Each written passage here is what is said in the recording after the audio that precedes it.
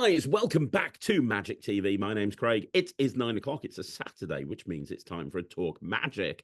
And today I'm doing an interview with somebody who I've interviewed before. Now, I spoke to this person 3 years ago. Their interview was in the archives. This is somebody who I consider to be one of the most creative magicians on the planet. Now, I have read this gentleman that we're about to speak to has released 2 books, and I've read them over and over and over again. And I can honestly say there is nobody who's been more formative in my development as a creator than this person. Reading their books really changed the way I thought about magic and really changed the way I thought about creativity. And I would tell anybody, and I've said this on the channel over and over again, if you are genuinely serious about learning how to be more creative with your magic, this is somebody whose work you should absolutely study. The reason I'm telling you this is because after quite a long gap, a very long gap between publications, he is now back in the magic community with his 3rd book. And the second I saw this post come up on Facebook, the first thing I did is, hey, can I interview you? Because I know, I haven't even read it yet, I know this is going to be amazing. So I'm super excited to be interviewing today the person who I think is one of the most creative people in magic and just an awesome person as well, the one and only Oliver Meech. How you doing, Oliver? I'm good. Thank you for that lovely introduction there. I should get you as my hype man. It's wonderful. So thank you. I'm very happy to be back. I can't believe it's been 3 years, but it's been so nice to be back. I Yeah. can't believe I've been doing this for over 3 years. I feel very old, to be perfectly honest. But yeah, but it's like dog years in reverse or something. You do so much content. Like one of your years is like 3 of us. So I think it might be. But you were one of the very first people I interviewed on Magic TV. And the reason is when I started doing the interviews, I had a bucket list and I wrote down names of people I wanted to interview. And you were right at the very top of the list because what I said in the intro is true. I don't think, and I've got a massive library of books. I love reading magic books. And I genuinely don't think that there's been another book that has had such an impact on me, because especially the first book, Block Twists, when I read it and I saw how you were approaching it was the only book at that time that I'd ever read where every single routine that I was reading, I was like, this is completely different to anything I've ever seen before. This is just complete. And every single trick, even though I didn't do every single trick, it made me think. It almost like it reprogrammed my brain. And you've had a massive impact on my career, more than almost anybody, I would say, to be perfectly honest. Your work is fantastic. It's just amazing. I'm grinning away here. That's love. That's amazing to hear, especially from you. But I think, and also, it's funny because I had when I like in my sort of I got the Art of Astonishment books when I was, I don't know, 18 or something. It was just like, whoa, Paul Harris and Jay Sankey and that kind of thing. And it's so nice to hear because I actually mentioned it in this book, but one of my favorite things about magic is like sharing magic, is that when other people's like you say, when you get your brain going and people say, oh, I enjoyed your book, it got my brain going, because that's what I love about a magic book. When you go, you read what's there, but then you go, oh, but maybe you could do this and this and this and this, and I've always I've always thought, even with my brain going in 15 different directions. So I just it's funny, like I do sort of actively go, what's the standard stuff, and then how can we do something different? But equally, it's not like I'm going, oh, let's be quirky for the sake of it. I just like playing, and I just like sharing, going, oh, here's the thing. How about this? How about this? And it was so nice because I also struggle, which I think a lot of magicians do, with self-doubt sometimes. So it was really nice at the time to just put a book out, and you never know, you put a project out into the world, it's your baby, and you never know how it's going to go down. And especially that, and it got such, lovely comments and amazing comments from people, and from exploring and trying, just playing with things and trying different things. And that really, and I love that. And so I've been wanting to feed into that and do another that kind of book for years. And now my kids are a bit older, I've got a bit more time. But it just, I love creating. I love sharing creativity. I love getting, magicians' brains going, because it's fun. I think sometimes people feel like, sometimes books say, oh, you really should be more original. And it feels like flossing your teeth or something. You're like, oh, I suppose I should be more. But, as a creator, like one of the bit, yes, it's good because it makes you stand out and blah, blah, blah. But I mean, it's just really fun when you have that moment when you go, oh, I wonder if you could do this. And and grab some cards and, scribble up things. And then and then that works. And then you could, do that. Like that's that's what I love about it, and that's what, you know, other magicians, hopefully you get your mind doing that. And I know other people say it's like a muscle, but you know, the more you do that, the more you go, oh, maybe you could do this, maybe you could do that. So yeah, always love Absolutely. Absolutely. And I want to talk all about creativity. I want to talk all about the new book. Now, for people that maybe haven't seen the first interview or haven't really heard of who Oliver Meech is, first of all, you should absolutely check out the first interview. It is in the archives. There will be a link in the description. I have told many, I've had a question on this channel over and over again, which is, how can I prepare myself for the Edinburgh Fringe? And I tell people, go and look at Oliver's interview, because your interview, as well as being a masterclass in creativity, was a mini masterclass in how to approach the Fringe. And you went through everything right down to posters and poster design. And, you know, it was an incredible interview, and everyone should check it out. But just for people that don't know you or haven't seen that first interview, your first book, Plot Twists, was Oh, Plot incredible. Thickens. Plot Thickens Sorry, first. Plot Thickens was the first one. Yeah. Yeah. What? So, your first book, Plot Thickens. Yeah. By the way, I should tell everyone who's listening, Oliver publishes all of his books on Lulu, isn't it? Which Yeah, is that's right. the Prince of the Lulu.com. Yeah. Dancer. Same as Luca Volpe and a few other people, but it's, yeah, it's really And good. the link will be down below. The reason I'm telling you that is because it's not like you can't get the Plot Thickens anymore. It is still available. You can order it, and it will be printed on demand directly to you, which is amazing. So the first book, Plot Thickens, was incredible. It changed my view of magic. It changed my view of creativity. What made you write that first book, Oliver? What made you kind of go, you know what, I'm going to write a book for the magic community? And more importantly, what made you back then kind of go, and I'm going to do it differently to any other magic book I've seen, Yeah. and really take a different approach with this and focus on the creativity side of things? So I've always been creating things in the background. If it wasn't magic, it was, you know, inventions or whatever, even a little kid, or, you know, posters. And I've kind of had two careers throughout life. So I've done obviously magic as one, and then also so copywriting and creative adverts, because I loved, you know, Economist ads, it was growing up, and things like that, you know, great fun TV ads when we were growing up.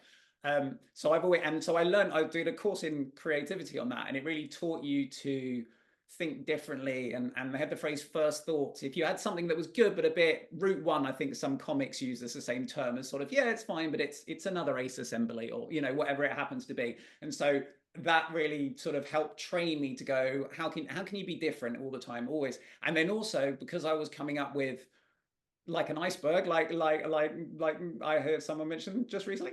So like an iceberg, like there's you know, there's obviously there's lots of bad ads, but the good ones, there's ones you see, and then there's so many more you create in order for them to be whittled down. And so I was used to creating, you know, 20, 50 ads for every one that maybe went out. So my brain was just, I mean, my brain's hyperactive anyway. It was used to going dun, dun, dun, dun, dun. So I think I was always creating anyway. And then I always loved books. And I think some people have said this with a book or with a project, like there's also that sense you just get an itch that you love this stuff that you come up with, and you're just like, oh, I need to get it out there. And from, you know, nice comments from other people as well, going, oh, that's a bit different, or I haven't seen, you know. And I just thought I've always loved magic books, from, yeah, exactly, Sankey Paul Harriet, all sort, you know, I've got a whole wall full of them. But I really wanted to do my own, and so it came from that, I think. So from my natural love of, I can't remember if I quoted this last one. There's a Lady Gaga quote in one of her songs that says she's obsessively opposed to the typical, and I love that quote, because it's like, yeah, if I take the typical, and I mean, I still watch it, but I go, oh, but if you go, that's a new twist, that's a new, you know, whatever it is, everything everywhere all at once, that kind of thing, you know, just anything that's a bit different. So when I did want to do my own book, the downside of self-publishing is you've got to do all the steps yourself. The upside is you can make everything the way you want it. So I work with a great designer as well, called Lucy Sunderland, who's done my new book as well. And so she did, you know, because she's a designer and not from the magic world, you know, like I love the magic world, but sometimes it's a bit insular. So because everyone sees magic books and then sees that, and sometimes you don't read anything other than a magic book, that becomes, oh, that's the way they look. But I think so my material was coming fresh and going, how can we be different? And then I said to her, I want to, you know, put a twist on it, boom boom, or like make it thickens or whatever. And then she then took that to heart and then went, how can you do that in the book? So the, you know, even like the little bars along the top where the titles are, and the thickens, they thicken out, and then in the twists they twist. And then like the word thickens is big enough so it's cropped off, although it looks like chickens. People kept going, why is it called the plot chickens? I was like, it's not, it's too thick of a picture, it's too... Anyway. So yeah, so it's just like, and then the twist, the s's, you know, so it was just, that's the other thing I think, in a good way, from thinking about good campaign ideas, like, you know, the Lynx effect it was when we were growing up. Like, I go, if the idea for this book is about thickens, how can you apply that to the look of it as well as the word? And also just how can you grab any object? And then, yeah, and then it's weird. And then over time it's evolved. And then when that got lovely comments, and then I did plot twists, and then, which is more about sort of variations on things. And then, yeah, then did Edinburgh, blah, blah, blah. And so my new book, and then got weirdly back into cards. I think like some magicians, you know, you do cards for a bit, and then sometimes you go, oh, I want to do something different, I don't want just cards. And then you realize actually you don't have to do cards or do creative stuff, you can do creative cards. So then my new one's got a bunch of that, like you know, with plenty of your marketed things, you can put an own twist on them, you know, they're just Absolutely. so yeah, so a very long answer, but yeah, that was basically, I couldn't not get it out, because I just love sharing ideas, and I love magic books. So I want to make my own, you know.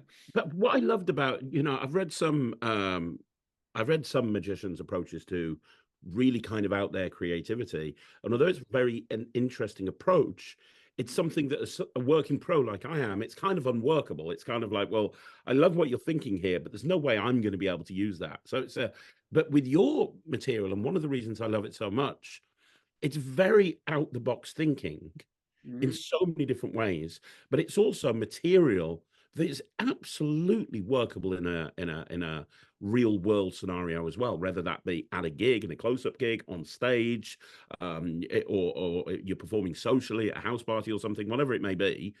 It's actually stuff that you can Yeah. do. And I think I think there is often that sort of false choice out there, that people think you have to be one or the other. And I've created plenty of unpractical stuff as well. And I have to point, there is some stuff in the book that is a bit more out there, but there's some things I think sometimes, you know, like we want to go, if it involves more than a deck of cards or an envelope, you go, oh, it's not practical, you know. But then, you know, Piff carried the dog around with him, you know, he does, like, you can make it, you know, Mike Caveney carried a chicken. Like, you can make creative stuff work, but also one of the basis of the plot thickens, or behind that, was also you can take existing methods that are rock solid, and then you can take them, well, like you did with your, you know, your games, your games Yeah, cartridge thing, the classic. yeah. So that's, I don't know if I can say, but Of course like you that. can. No, of course you can. Of course you can. Yeah, I'll Okay, be yeah, very okay. open about So, it. Yeah. but that's taking a brilliant concept and then reframing it and putting it in, and then it feels fresh and all the rest of it. So I think sometimes it's that feeling like when you're trying to create something different, you have to go way out somewhere and get some obscure method, and sometimes you do, but often we've got this massive pool, you know, the time we've got this vast pool of toolbox of methods that we've, you know, created over the years, and then we've got this much smaller pool of sort of interesting plots and presentations. And so you can really tap into that and make it practical. I think like a good example of a couple of things that are surprisingly practical. So I can't remember whether it's in plot thickens or plot twist, apologies, but I have a trick with a sugar cube and a coin. I can't remember if I mentioned that. And it's a transposition, but it's based on the sense of touch. And again, so you have one, you take one out, they have a feel, they feel the sugar cube, and then you go bomb, and then you open it, it's the coin. And without giving into the full method, the method is a copper silver, but applied to touch. So it's like a rough, smooth, so the coin can feel like a cube basically. But it's again, I've gone, this would be fun to do something with touch, and that's the doing something different. You go, everyone does sight, maybe a bit of sound. What would a trick with touch be? And then from that, method wise, you go, well, how do you make a thingy? And then you go, oh, copper silver maybe, but with touch. And then, so I think that's the thing, is finding a way. And then the other one, which is my new book, is and again, not my, I think the other thing is sometimes thinking about one-time prep and every time prep. And admittedly, every time prep can be exhausting, all the rest of it, but sometimes it's worth it. But also one-time prep, you know, like if you're writing names on a you know, deck of cards or something like that, and it's like, yeah, it's going to take you an hour, but you're going to have to do it once, and then you can reuse. So it's the same. I've got a trick where you have a coin, and I think I did it in the last interview, where it goes into a pasta sauce jar. Yes. as you do. But that is surprisingly practical because it's a one. If you don't give it away, it's a one-time prep, and the prep is weird, all the rest of it. But one-time prep, and I literally carry it in a sock in my case to stop the game smash. And then, so actually, to do the trick, and the coin bit resets. So to do the trick is a one-time prep for 1 hour, but actually, bomb, bomb, bomb, bomb, bomb, sits in your case, get it out. It seems really out there, but you can still make it workable. So I think, yeah, it doesn't have to be one or the other. That's perfect. Now, I want to ask you, there wasn't that much of a gap between plot thickens and plot twists. It was quite short thereafter. Yeah. It feels like a decade. I don't know if it has been. It is. It's a decade or more. Yeah. Yeah. Yeah, it's been like 10 years since you released the third book. Is there a reason it took this long? Because I know you're super creative. Yeah. And what made you decide to kind of say, now is the time for the new book? Yeah, so I had to go and meditate on a mountaintop for 5 years, and then you know, and then no. So the short answer is time. The short answer is time. So it's not an exciting answer, but it's time. So I've always juggled. You know, I'd sort of do magic, bit of copywriting, juggle, and then that'd be fine. And then had kids, and I want to be around for my kids, and I love them dearly. So then it used to be, you know, whatever I was doing, do a bit of copywriting in the day, do some magic in the evenings, and then it became do some copywriting in the day or do some magic, then look after kids, then get very little sleep. Then the juggling fell off, or I do when I was touring, so I just time. So it's weird because it feels like I stopped creating, but I'm sure you probably are the same when you were building a business. Like the brain's still going. Like so I've always been creating. You know, I've got lists on my phone because I have no memory. Yeah, I've got like lists and lists on my phone. Oh, maybe this, maybe then, maybe that. So it was just that, and then my full-time job was quite full on. So I recently, like a year or so ago, I left to go freelance to give more time for magic, so I could properly devote more time to that, and partly to finish this book because I had this long list of effects on my Word document that were just sitting there, and I'd be like, I really need to, but I just couldn't. You know, when you need proper time to step back and digesting out how's it going to fit, what am I going to include. So it was that, and then I finally went. Now my kids are a bit older. They're, you know, they sleep longer. I've got that little bit more time, and I was like, right, come on, the time has come. I had the itch for ages, so it meant I could properly devote time to. And also, I don't want to just, you know, knock something out quickly. Like I wanted to do it properly, so like get time to properly write it and craft it and photos and all that stuff. So yeah, that's the short answer. Is I now finally have a bit more time. So yeah, to get another one out. So yeah. That's amazing. And now I want to talk all about it. So the book is called Effervescent. Yeah. So yeah, and that looks amazing. Sorry, I should say, yeah. So it's inspired as in effervescent, as in bubbling, because my brain is always bubbling away. And it's normally about magic. And as I say, so I wanted bubble. I went to my designer Lucy. I said, bubbles, little bubbles. I want little bubbles. That's the theme. How do you spread that through? So I'm really pleased. She's done a really good job. I can share two little Easter eggs, which would be fun, which I don't mention in the main blurbs, or sort of Easter eggs, but just fun bits. So yeah, so the bubbles go through, you know, they're coming off things. But in the border, I don't know if you can see this all right, but in the border, they start with not many, if you look here, and then slowly the bubbles start moving up. Yes. And then they get more and more bubbly as the book goes on. So it gets more. That's so good. That's fun. So that took her ages. So I'm like, thank you, Lucy, because that's a great. But I was like, that'll be cool. My wife thought that. And then the other little Easter egg. This isn't a trick in the book, so this is just a random separate Easter egg. But I was like, what should I put on the back? So I've got a star on the back, but it's like an ESP star, because that way, if you were doing and then there's no ESP, but I just thought, oh, why don't you stick a reveal on the back? So that way you can have this on a shelf. If you happen to do an ESP, you go, oh, that's funny. You know, have a book there. You can go, oh, well, actually, because of, you know, that bomb. That's amazing. Again, it's just like, why not? Why not just stick more fun stuff in? You know, stick more fun stuff in. So, Absolutely, yeah. I love that. And then sorry, more specifically, it's 19 tricks, I think, and then there's 11 ideas. So the tricks are sort of more fleshed out. They're mostly cards with a few exceptions. And they're like, you know, they're fleshed out methods, all the rest of it. And then there's ideas that are sort of, I love in Tom Stone's book, he had those little sort of starting point jumps up, or Rory Adams. So these are slightly, that kind of thing, slightly longer. So then sometimes they're, oh, how about if you take this trick and put a twist on it? So like I've got a trick with Paul Harris's card cuffs that he does with the fingers, but I've got a twisted way of doing it with a couple, and they put their fingers down like that. And then you talk about backseat driving, and then they each take turns to sort of, you know, do a sort of tug of war, and then it changes that way. or I've got other stuff with a couple of things with movies or pads. So those are a bit more sort of like, hey, how about this kind of twist, or how about that, to get people thinking. And then there's a couple of essays at the end on creativity. One which is called Clocks, Blocks, and Clay. I have to say that carefully. Which was originally on my blog, but it's about sort of how adaptable tricks are. So it's a way of sort of categorizing: is it like a Swiss watch that you can't change anything because it will break, or is it like a block, like a ambitious car that it's modular, or is it like clay that it's like an impression device that you can kind of stretch it in anyway. So sort of getting a sense of having a think about how adaptable your tricks are, and then that means there's more room for creativity. And then the other essay is 9 tools for creativity. So it's like different approaches, like leap far first is one of them, which is the idea that rather than say, I like ace assemblies, but just as an example, rather than ace assemblies and go, how do I do a new ace assembly? It's tricky, and you're trying to make small little tweaks from there. Start with a big leap and go, how do I do an ace assembly with just my feet? And then you're immediately over here. So then you can really explore. I think in the book I say it's a difference between like trying to get through a really crowded high street versus sort of wandering around without bumping into people, if the people are other ideas and tricks, or walking around a field in the middle of nowhere. And because you've taken that leap, you're then, wherever you go, it's going to be more different because you started with this big leap.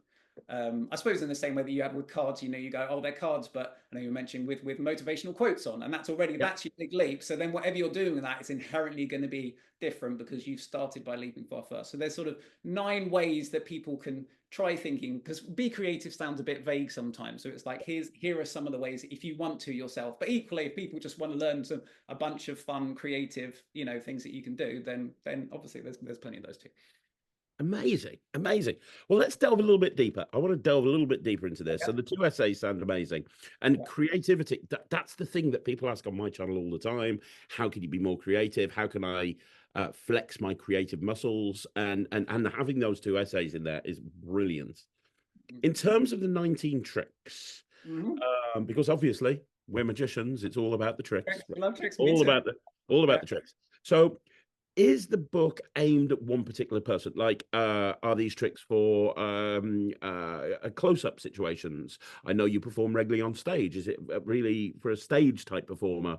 Is it something a hobbyist could do? Is it something a pro could do? Can we talk a bit about the not necessarily the tricks, although we can get to that in a bit, but just who they're aimed at, or is it aimed for everybody? Yeah. So I think there's a range really. So I've deliberately done a range, and it partly reflects just how I've performed. So when I started off, I was doing a lot of kind of close-up, which is plot thickens, and plot twists is a lot more sort of close-up stuff, albeit with random objects and stuff. And then I went and did a bunch of Edinburgh Fringe shows. And so then I started developing more sort of stage or parlor kind of, they blur a bit, material. And then more recently, because I've been, around the home more, and I got back into card stuff, so I've been doing more card stuff. So the more recent one it's a mix. So I'd say it's aimed at what do I aim? So it's a lot of the tricks are scalable, for want of a better word. So they're kind of cards, like cards of crosses. So it's that kind of thing. Like you can do it close up, but you can also make it larger. So and then there's a mix of so you can do almost all. Actually, I can just go through quickly. So there's what have we got? So there's like 6 tricks that just use a standard deck, but again, they're different twists on things. I should say also, I'm not a hardcore. I'm very impressed by people who are, and I started with Darwin Autos, but I'm not a hardcore like technician. So I tend to, the methods, they're simple, if not simplistic, or they're mostly, it's your double if, it's your, things like that. There's not like hardcore second dealing, that kind of thing. So the other 3 major, I can show you that sort of getting spectators involved in a casual way. 4 for 2 is a classic like twist transposition. Say My Name is a card at any number, but done, or not that. It's you spell their name, but you don't need to find 2 people, and you spell their name to find their cards, but you don't need to know. There's no pre-show because I don't always get on with pre-show, so it's a way of doing that. There's the rub is when you rub a card and it changes, like the classic, it's wrong, and then you rub it and change color. Or my kids were really young, they didn't really understand cards. So I'd do like, here's a red card, rub it on the table. Oh, now it's turned into a black card. So it's sort of a way of expanding that, but then to more of the deck. Thinking Fast and Slow, Thinking Fast and Whoa, like the book Thinking Fast and Slow. That's sort of applying a psychology method about that people may have heard of System 1 and System 2 thinking. So it's the intuitive decisions versus the kind of rational decisions, the quick and the slow decisions. And so one person picks something slow, one person picks something quick, and they kind of match. Then Trick of the Months is a version of, sorry, I'm going through it, but I hope this is all right. I'll whip through it. No, I'm finding this fascinating. I know everyone. Because I realized I haven't listed this anywhere online, and I try and make the names, like the jerk says, make them ungoogleable. They're slightly cryptic, but it means that you don't necessarily know what they are. Trick of the Months is fun. So Trick of the Months is a way to do shuffleboard, but with people's birth months. So they think of a loved one's birth month, and you do this with 2 spectators. Then you go through. They say stop when they reach their birth month. Another person says stop when they reach a birth month. Then you shuffle the cards together, a la shuffleboard. So using the standard method, I don't go into that bit. But then when you reveal, the reveals say there will be whatever it is, 6 red cards, and there will be however many black cards, and then it says the number of black cards will match the first person's birth month. So then you go January, February, March, and he matches theirs, and then the number of whatever it is, spades and clubs will match the second person's birth month. And you go through and it matches theirs. And then you'll find that card, and then it says the magician will find both cards, and you go boom, boom. And it's really fun because it's more personal than a random number. But the really fun bit is that you set up, it's one of those, you're setting up in the presentation, you're setting up your stack for forcing shuffleboard, but in the present, while you're talking to them, you're openly setting up the stack without them really. That's so annoying. Shuffleboard is one of my favorite flop of all time, and I've done so much thinking on that subject, and just you saying that, I was just like, why did I not think that's just a genius idea? That was one of those such in real time to map. That's just great. It was one of those, like you say, really fun idea, and then such a pain to work out, because I was like, okay, so then and then I've got to get rid of that stuff and all of that, and also because I like stuff a bit like Bannon, like John Bannon's Pain to Glory. I like to do, try and do all the wrestling behind the scenes up front in your head, so that when you're doing it, you just go, oh, they'll say stop, da, da, da. But it is really pleasing, because then also, it's a personal, because I'm hoping that also, like when people misremember the details in a good way, like they forget they wrote something down or whatever. So I'm hoping that they will remember that the prediction says, there will be X number of cards. It said, I was born in the 10th month, and it said there would be 10 cards, whereas actually it just says the number. So I'm hoping I haven't checked, but there'll be a slight misrecall as well, that people go, oh, Annie had written down, he knew how many things I had, even though you're sort of stacking it as you're going. So that's really fun. I don't always do reverse engineering stuff, but I was like, oh, this is, I like to dabble in different flavors and go, oh, here's a bit of reverse, here's some cunning engineering stuff, and then here's just a fun presentation using a classic force. So that's all just a deck of cards. Then unconventional cards, I call this bit. So this is weirder, chop it up, stick holes in it, that kind of, Sankey style thing. So Cryptic Prophecy is inspired by like in magicians' predictions, they're very, very specific. They're like, you will choose 6 of clubs. And in films and books, they're a lot more sort of vague and cryptic. Like Harry Potter would be like, I open at the close. Or in Panda, it's like, there will be a warrior of black and white. So it's a bit more like that. So you've got a card thing, and you've got a prophecy, and it says, one will be, whatever it says, one will be black, one will be blue, neither will be white. And so then you show that and it's a really, really simple method. It's an adaptation of the cross cut, but it means that one is red, and then the other card is a blue back, because I was just realizing another way you could use the cross cut to hide a back, and then none is white, and then the rest of the deck's blank. So it's a little bit like the kick, but it's just again a more fun presentation than just going, you will choose the 5 of clubs. Drowning in wallets is because we all have far too many magic wallets. So now I was like, why don't we do a trick with this? So that's a trick where it's like a card to 8 wallets, where you have 8 wallets, and you tell a story about, when people buy you stuff for Christmas and they go, oh, so I asked for a wallet for Christmas. My mum thought they were getting them, but my dad thought he was getting me one. So I have a second one. So it's a multiple selection. You try and find the person's card. You go, no. And you go, oh, well, that's all right, because my uncle also thought that I was getting a card as well, your aunt. And then you bring out another wallet, and then they misunderstood. And then you bring out a coin purse. So you can use whatever, but it's using every wallet you've got. So 8 different wallet in a magic routine. And then obviously the last one is theirs. And then the rest of the cards are all, the other people's cards that you found. So it's just brilliant. That's brilliant. Then Finders Leapers is, I'm not showing you the full trick. Finders Leapers is my kids brought home is this little guy. So it's you talk about a long jumper, and he's got the legs. So someone signs a card, then you bring out this long jumper. They run over the pack like that. They land like that. So you can do a bit of basic puppetry, and then on the end you turn it around and it's their signed card. So that's a great idea. Oh my God, that's awesome. And then what else? On Point. This is again where you start in the rest of the world and go, that'd be fun. Like, you know, the little games like on Twister or whatever have that little spinner. And I was like, there's got to be a trick on that. So again, this is a elimination thing where someone picks a card, you shuffle it in, and then you put the cards out on the table, and then you have this little spinner that's a card finder. You can have the audience member. Sorry, it's not spinning because it's not flat, but anyway, you get the idea. You have them spin it like that. Whichever one it points to, you eliminate, whatever, until you get down to one card, they turn it over, it's not theirs, and then they turn it around, and the actual spinner card is their signed card. Oh my God, that's You've so got a good. big chunk of time misdirection, which is wonderful, because once you do this bit, you've got like 2 minutes of them doing this, and you can just, while they're doing it, you can just sit back and just think, it's on the other side. So so that's fun. And then we're getting that. I'll whip through. Sorry. Torn corner deck is an idea of using a whole pack with torn corners and how that can help, because torn corner, it's not used that much, you know, compared to signed cards, but it actually can still be really strong. So it was going, but then it's easy to find in a pack. So it was like, well, if you use a whole pack of torn corners, then you can do vanishes or switches, or you just other things you can do. So that's sort of a jumping on point. Okay. Damages is 3 spectators mark a card in different ways. So one signs it, one tears a corner, and then one, or you tear it, and then one punches a hole in it, and then you reveal them each in turn, and at the end you show that they've all done it to the same card, so they end up with a card that's signed and the corner's torn and there's a hole punched in it. So wow, quite fun. Again, took a bit of fiddling to work out how to do that. Yeah, I was just internally thinking, how would you do that? That's just it was a lot of, there was a lot of me going there with a hole punch going, no, not that corner. Oh, I know. What if you signed? Oh, no, that was over there. So it was one of those. But that's fun. And then nearly done. Where are we? Damages.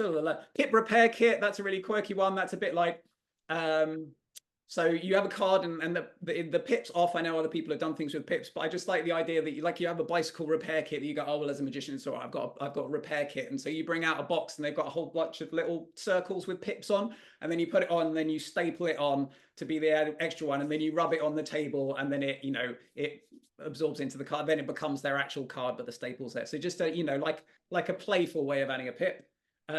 Almost. So Kachunk is a lot of that. Sorry, no, I'm going. Sorry, go on. No, I'll ask you in a minute. I want to carry on. All right. Okay. Cool. So and then Kachunk. This is you have some like tweezers, a stapler, like to make sort of a tweezers card. You have that. They pick a card. Imagine you've got a pack of cards here.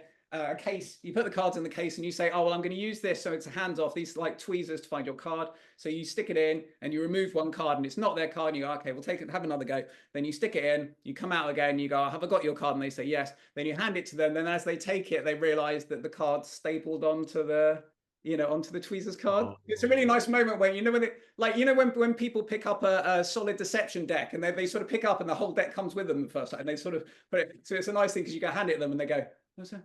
And it's a nice sort of realization thing. Almost done. And then anyway, I won't go through them all. Problem solving. No, please do. Please. Oh, okay, if people are interested, no, because it's okay. Sorry. Okay, I shall breathe. So, pinky, but this is called problem solving because we know you do brilliant like walk around gigs and stuff, and I do, but I do find them challenging sometimes for things. So this was a problem solving was pinky perch. So when you go to hang on, let me grab something. When you go to an event and you're trying to go out and do some magic, and then you come up and they've got a drink in one hand and they've got a phone in the other or whatever, or a canapé in the other, and then you're like, oh, and you go, oh, can you hold their drink for a minute? And there's just this little fiddly dance, and it's fine, but it's annoying. So this is a random idea with sort of half cards that people do that when they're drinking. Yes. So you do this is like Dr. Daly's last trick, but you do it with half cards. So you show the card and then you hang it on their finger. Like a little perch, pinky perch, right? And then you do this. So they've got 2 of theirs on theirs. You've got 2 on yours, and then you sort of click them together, and then you show that yours have changed, and then you show those have changed. They don't need to. Oh, that's great. Well, that's fun. And then there's also a version with Bert Allerton's 2-card trick, the same, with just the yes. 2. Yeah, so same principle, but just a fun way of doing that.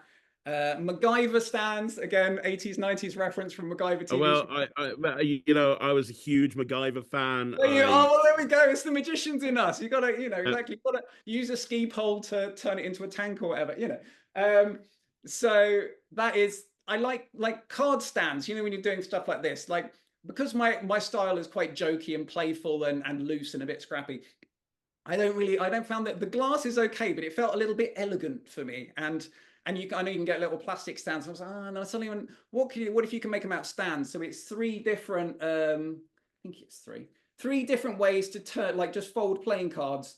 Like, not origami is too strong a word, but like different ways to fold playing cards into impromptu card stands. What a good idea. And then because they're cards, obviously, then there's some ideas for tricks. You can then do a reveal at the end if you want. So, it's a joker and you fold it into a stand, and you're finding, say, the aces, and then you don't find the last one, and there's a transposition with the card stand it's on. But just, and this was pleasing. You see, I was going, how do I do two cards? And then I realized you literally just Mercury fold, and then it all stand up, and you can hold two cards up just with a Mercury folded card. It's like, you go all around the house, it's something really complicated, then you go, oh, you could just do that. So that's that. And then 3 stage routines. These are more stage from my touring shows. So synesthesia, that's where, again, from doing psychology, there's a condition where people sometimes, when they hear a sound, they see colors, or sometimes people have days of the week that they feel like a different colors, their senses get mixed. So it's sort of a mentalism trick based on that. So first, they bite a lemon and they call out red, green, or blue, whatever pops to their mind, and then you predict that. And then secondly, you have a little music box that you bring out and you play them. I play Somewhere Over the Rainbow or whatever you want to play, and then they pick a particular shade from like a paint strip shade. So they pick a shade like this is and then you reveal, and then the name of the shade comes out, or whatever it comes out of, cabbage, say, and then you do a gag, and then you reveal that you've predicted the shade that they think of. So it's sort of a different framing for a mentalism routine. And then almost done. And then Bloodhound is, again, this is very weird, but a very practical method. So this is super practical method that you will totally recognize. But the trick is, again, I thought sense of smell, there's not many tricks with that. So I'd say, I used to do it late in my show, and I'd say, sure, you've seen me do this, this, and this, but I know what you're thinking. Can he sniff out drugs like a bloodhound? And so I say, you're not thinking That's that. Possibly the greatest hook line I've ever heard in my life. I know, you see all the audience go, in a good way, what? So I literally sniff it's very, very silly, but just really fun. So I hand out a bag of oregano, I hasten to add, like a little plastic bag full of of herbs, or oregano. And then someone hides it in the audience. And this was also inspired by, I can't remember who it was, Kreskin or someone who used to have his check hidden in the audience, and then you go and find where it was in the audience. One of the old performers. So it was sort of a bit like that. So anyway, so I go and sniff the audience, and they've each got wristbands with different playing cards on. I sniff the audience, I seemingly find out where it are, and then I reveal via invisible deck that I've get the person to raise their hand who's got it, and then stand up. But it's just a really fun, weird, different. It was also inspired by Leon, the classic film, when Gary Oldman's sniffing out the person in the hallway. Yeah. And he's getting really freaked out. And I was like, sniffing people is just weird, but quite funny. So I play it up in a big way, but supposedly, again, it's but super practical method for a really weird, playful thing. And then ideas, I won't go, they're all, so these aren't just, these are a bunch of different things. Evolving card tricks, that's the idea of asking the audience, having a card trick that evolves in a different way. So asking the audience, which I did in Edinburgh, what twist can I put on it? And then they suggest, on stilts or on whatever, and then using that to stretch your brain to different things. Tumble shuffle is a way of mixing cards in a Tupperware box. AI caramba is a sort of jokey thing where you do letter cards and you use the Google roller dice, and then you get a message, but the message is RIP human, and you go, oh my God, run away. Yeah, so like evil AI trick. Inside film, you like films, is a sort of reveal inside one of those 1001 films to read before you die, but there's like a reveal inside there.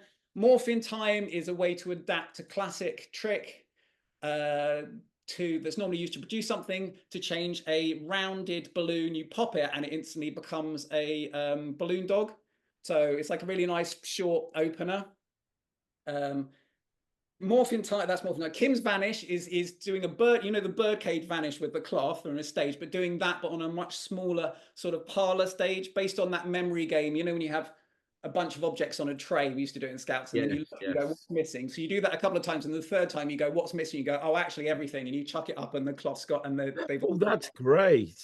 But I just thought it's always such a nice moment, and I love, like Oliver Tabor, I've known for ages, and I always love that disappearance, but you don't really get to use it anywhere else. So I thought that'd be fun. Mirror swill. So these aren't all fully fledged methods, but they're ideas. Mirror swill is a version of mirror skill, but the procedure's a bit dull sometimes. So there you've got the classic mirror. sorry. So the classic, you pick a red. If it's both red cards, you put you put them here. If they're both that guy, and it's been done with sweets and everything else. So this is that, but done with like little sauce pots of either custard or gravy. And if they're custard, they go one side. If they're gravy, they go the other. But if they're a mix of both, then you say you have to eat them. So kind of so the boring procedure bit becomes, this weird, gross thing. That's great.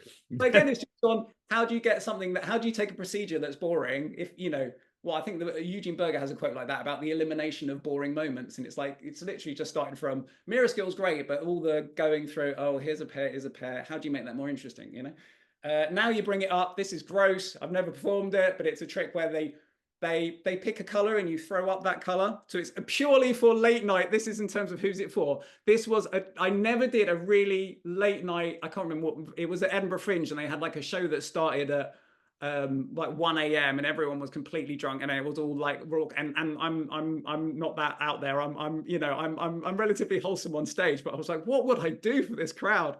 And then I thought, what would be really gross? So yeah, I've never done it. But you go on carrying a bunch of counters and then you have them take one, they take out a color, and then you just it's smoothie, and then you just go like they pick out green, and then you just spit out their chosen color. So right, utterly gross, but a bit different. Props to the pad is a way of tearing out props. See, it starts like you pick a film and then you write it, say it's Harry Potter, whatever. You seem to reveal it, then they say their answer, then magician in trouble, look sad, and then tear it up. But then you put the pieces, you have them hold the pieces up, and the pieces of them make the character. So if you see, I don't know if you can't see. So this is from Harry Potter. So you tear it into pieces, and then you hold them up, and they turn around the audience. You see they've got the hair of Hermione. This would be the Harry Potter scene. A wand and a feather. So then you get to do Expelliarmus. Or if it was Batman and Superman, you tear it up, you have them hold one above their head and one on their chest, and then they turn around, and then the audience sees that actually you predicted, and they're, it's a nice little photo moment. So that's fun. And then the trick that cannot be finished, that's a thought experiment of going, what could you do? Could you do a trick that you don't finish before you die, potentially?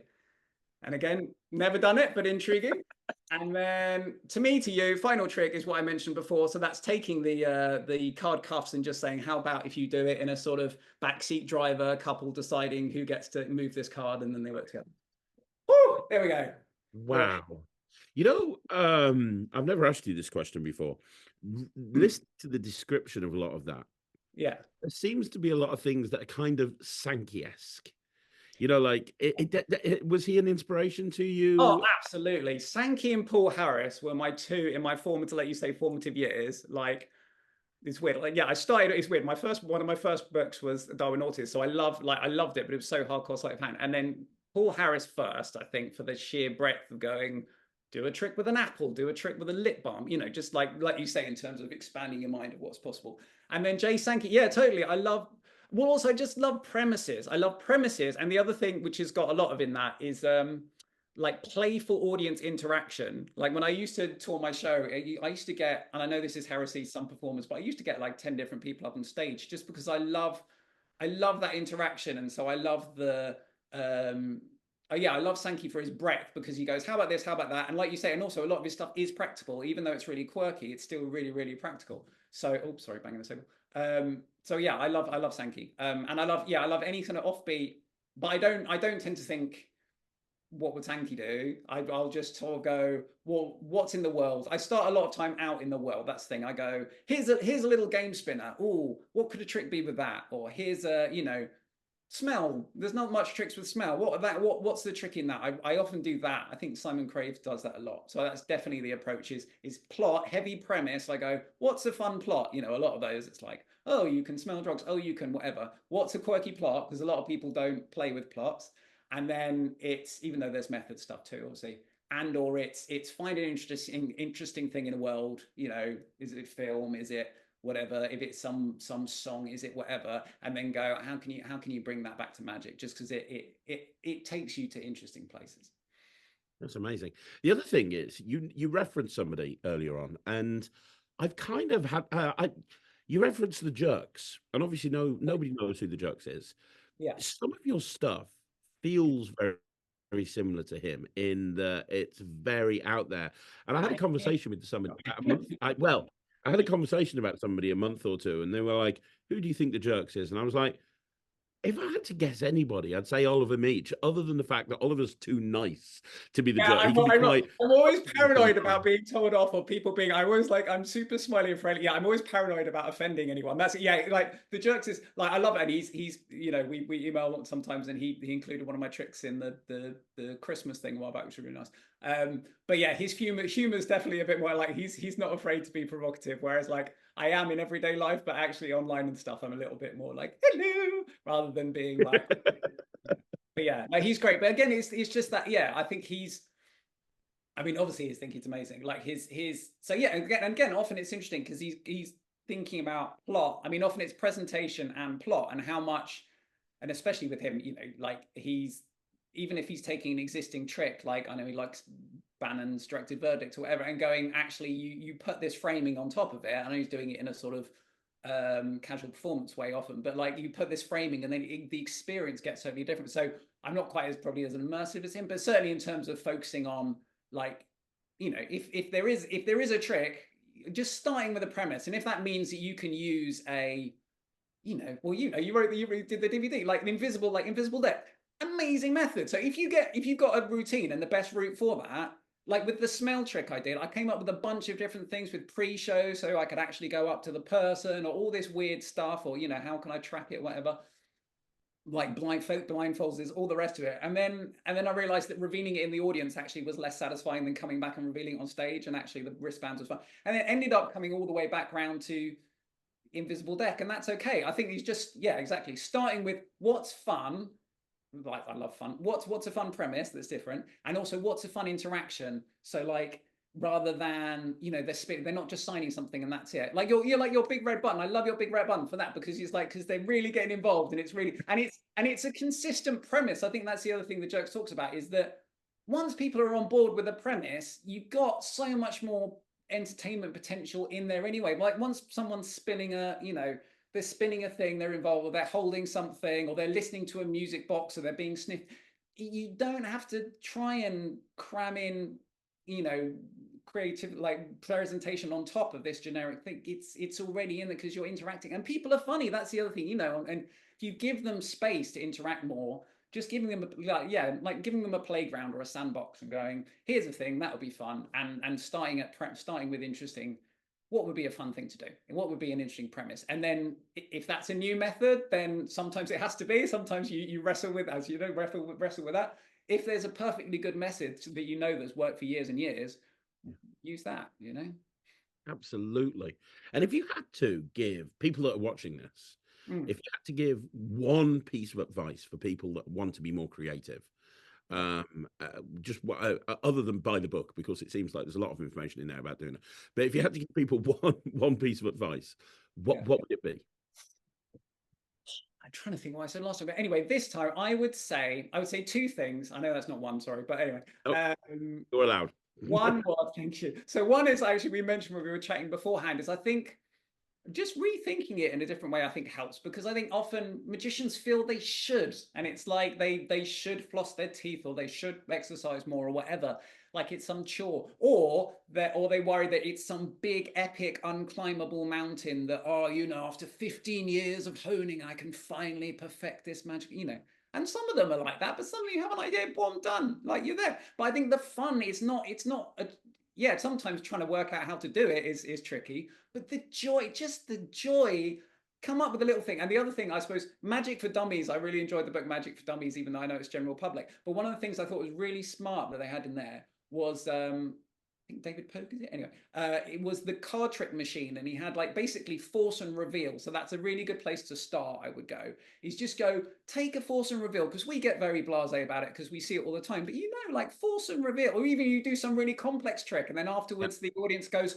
yeah, but Andy knew what my card was, and you're like, yeah, but also it was written on the back and it was in my wallet, and they're like, yeah, but he knew my card.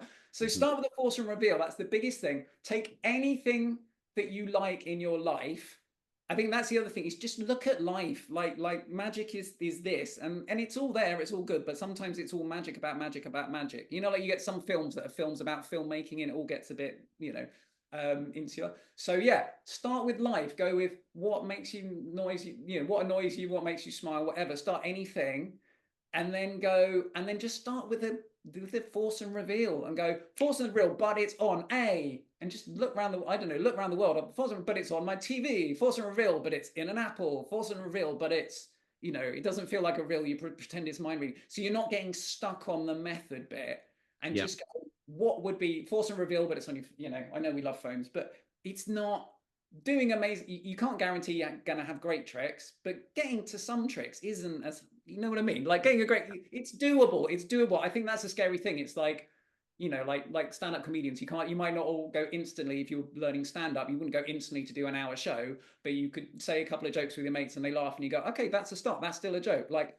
start with anything, but just for the joy, not because you feel you should, but just because when you do a trick and it starts in your head and you go, oh, wouldn't that be thing? And then you have a play and then you find a way and you're like, oh, great feeling number one. Then you go and try it on your long-suffering partner or whoever is your first guinea pig. That's why my book's dedicated to my wife and kids, because the poor things, they see so many half-baked tricks, and then they like it. You're like, okay. And then if wherever you take it out, you take it, you stage, or maybe you make the props a bit better afterwards if you want, and then people go wow, and you go wow, and that started as a little idea in your head, and then suddenly it's out in the world and people are loving it. Like that feeling, just keep hold of that feeling, start small, have a play. Yeah, that's great. That's incredible advice. It really is. So I want to ask you, so actually we've talked about the book. It is available now. Like we said, it is print on demand, so you can get it straight away. And if you haven't got Plot Twists and Plot Thickens, you should pick up the trilogy at the same time. Yeah, it's fun. And they've got different flavors. Oh, I should add, I'm sure you put the link in, but if they just go to lulu.com and just Google that and my name, and my page will pop up and it's got our books on there. So yeah. And I'm going to put the link down below. Everyone should buy this, obviously. It goes without saying. And I will be reviewing it very, very soon.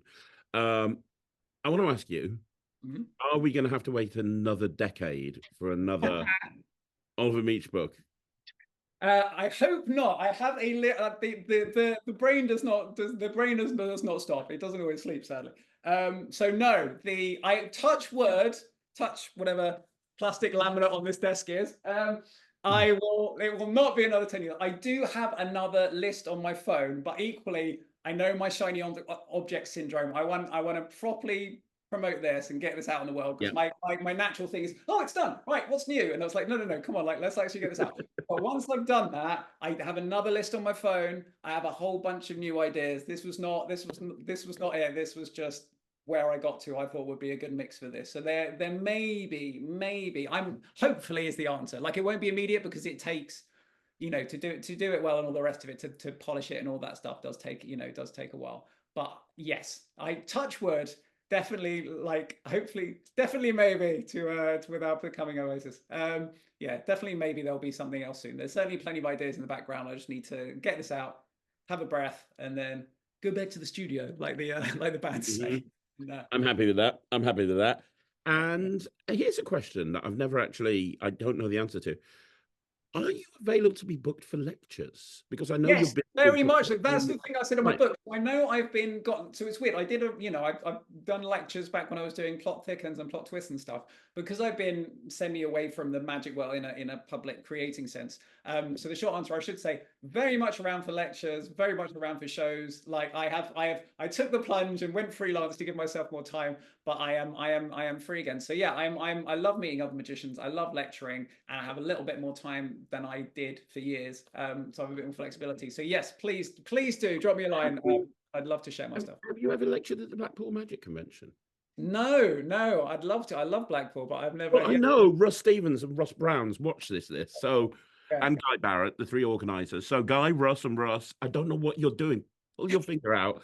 All the books. Yeah, I would love that. I love Black. I started going again last couple of years ago, and yeah, it'd be great. I just love sharing my ideas with other people and sharing magic. So yes, please do. Of course, I've never seen you lecture. I'd love to watch your lecture. I Yeah, really would. that'd be great. Yeah, and especially because there's a whole bunch of new stuff. Yeah, it's olivermeech.com. Just drop me a line.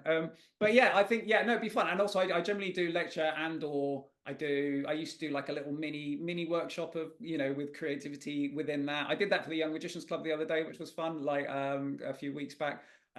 So yeah, I love creating. It's this kind of thing. It's lots of fun ideas. Blah blah blah blah blah. Get your brain going. But doable. Like yeah, exactly. Creative and practical together. But yeah, it'd be That's great. amazing. That's amazing because I know people are always looking for new lecturers right now, and because you've been away from the community for a little bit, Yeah. that's perfect. One more question. Obviously, I don't want to talk about. I was dropping my thing there. Sorry about that. I don't want to talk too much about the Fringe this time because we obviously really covered it last time. But are we going to be seeing you at the Edinburgh Fringe again at some point in the future? I hope so, but not imminently. So I'm hoping to take my show Magic and Science Collide because I toured that quite a bit before. So I might take that back on tour. It's mainly, I know this is a boring, pragmatic way. I'd like to, but it's mainly, I have just finding the right time with wife and kids and summer holidayness. I think I would go.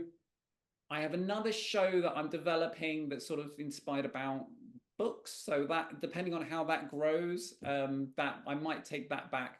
I wouldn't want to. I do want to go, but given the accommodation and everything is so expensive, I would want to go for the right reason. So I want to go either to run in a new show and get that working really nicely, and or to take another show back. And if I did, I'd maybe do, which I've done like a week or two rather than the full month. Is quite a nice way. So I would, yeah, I do love the Fringe. It's amazing how many people are doing it now, and I do miss it. Every on Facebook, I get real FOMO every sort of August as people go, oh, going up to the Fringe. I'm like, because if you've never done it either, have you? It's never anything I've done. No, I've never. No, but I get it I because did the Brighton Fringe a couple of times, yeah. but I did the Brighton Fringe, and I was quite lucky. Off the Brighton Fringe, I got a contract with for my illusion show, and that tied me up for like years. Yeah, exactly. And So I it, think it's a chunk of time away from other things. So I think it would be good. What I might do, I'm thinking of is in terms of the hotel. I might do a sort of everything but Edinburgh show. So I might do a bunch of other small fringes to run in this new show. That would be good. But otherwise, yeah, exactly. Otherwise, I am newly free and trying to turn this into a full-time career. So yeah, if anyone, yeah, I have shows. I have shows will travel. So that's where I'm at. And then yeah, we shall and see. do you do one more question actually? And I don't know the answer to this, and this just popped into my head. You do creativity workshops, you do this, you do that. Would you ever do one-on-one mentoring for people that want to be more creative? Because that Yeah. genuinely, I get so many questions on the channel from people saying, "I want to be a magic creator. I want to be more creative. I want to put a show together that's completely me, or I want to create a product for the magic community. I need to, and there's nobody really that's doing that. I mean, you have people that are doing sessions like Michael Close does and Jeff McBride does, but they focus more on the performance aspect of things. Is that Yes, something? absolutely. I am like, it's not something I've done, but it's something, I mean, it's something I've done sort of informally in terms of bouncing ideas around, but I am very up for that. Like, I know, as a side note, I know Phil Smith did a great recent, I didn't see it, but I know he mentioned that he was doing a creativity thing, more of a recorded thing. But yes, absolutely. I wanted to, if I like, I'm a good brainstorm buddy, as it were. Or if you go, where do I take that? If you want someone to like, if you've got an issue and you want to go, or not an issue, but if you go, I really want to do a trick with, whatever, a deck of cards and a music stand. What do I, where do I go from there? Or I've hit this bit and I'm stuck. Then or maybe you could try that. My brain is good at associating, so solving problem, but also going, yeah. If you want someone to just go, oh well, maybe if you consider that, or maybe you try that method, or actually, how about try this technique in it? So absolutely, that is something that after this I would be very game for because yeah, I love it, and also I've taught it. I was head of copy for whatever it was 8 years or something before I left when in my old agency, and as part of that I would teach young create we'd have young creators visit sometime, or I'd have like juniors come in and I'd teach them getting used to creating. Obviously that's in a marketing context or an advertising context, but like the principles of creativity are still the same. So whether it's if it's a more general, how can we try this approach, get working on that, or if it's, oh, I've played with this and I've got a bit stuck, want to bounce some things around, then absolutely that would be great. Mm-hmm. And I'm going to ask you one more question before we wrap this up. And Yeah. this has just popped into my head. And I don't know if you're going to be able to answer it because I think if I was asked this question, I wouldn't be able to answer it either. But as somebody who's created a lot of magic throughout the years, Mhm. is there one thing that you've seen from somebody and you look at it and you go, I wish I'd have come up with that. It's so my style, or it's so clever. I think that all the time. I've thought this about 15 times during this interview, to be perfectly honest. Uh, Well, it's likewise, when you go, oh, you could just, oh, when you go, it's this but that, and you're like, I think that's a really good question. I think I probably have loads, but equally, I'd be stalled for. I'd say so. Growing up, I think for sheer surreal beauty, um, Teller's Shadows with the knife and the rose, because it's so. Oh, and his I mean, you know what a thinker, but like the and his the miser's dream with the water and stuff, like just the oh, scene. What I love, I mean, I don't always do that scene, especially with that latter one, the beautifully seamless idea, which is slightly surreal, and it doesn't, you know what I mean, it's not like a logical, oh, and then water and then learn, but it just so works, and the setting with the chair and the water, it just, it's so elegant simplicity. I love that. Yeah, I wish I'd come up with that. And I wish, and also people who manage to do amazing amounts with a little. So things like so John Gustafaro's Truth in Advertising. Oh, sorry, my phone. yes, You know, where yes. you've got one extra card. This isn't revealing the method, but you've got one extra card, and with that, you can do a trick where the entire deck is blank. Then there's a like colored card, except one card, whatever, which has a different color back. But then it entirely flips, so then you've just got one blank card thing, and that's just from one card. Like Mm, that level, or David Williamson's Color Stunner in a similar way, or some of Balance yeah. stuff. You just go, you've extracted. I think as I've got back into card magic more recently, a couple of times when you see something, you just go, oh, and for sheer usability and smart thinking, it's a classic, but Max Maven or Phil Goldstein's B Wave, just not the method, but just the fact that that bizarre psychology thing that you go, revealing the card should be enough, but the fact that it's got a different colored back and the fact that it's clean. I really like methods where you've got three reveals there, but just from one force, you know? Or Darren Yeah. Brown. Sorry, Yeah. I'm associating one more. Darren Brown ages ago. Maybe it was in the system or something when he had a whole bunch of not post-it, Polaroid photos up, and then someone picked a Mhm. person, but then it was something about the names went together, and then the names were in order, and then the photo, and he managed to like get, I can't remember, it felt like there were like 4 or 5 reveals out of it, but because you revealed just forced one thing, and then because you put the names together and that did a thing, and then you turned them over and that did a thing, and this like trickling out from just one force, so you've suddenly got, or however it was done, you've got multiple reveals going on. That's not, yeah, stuff that works.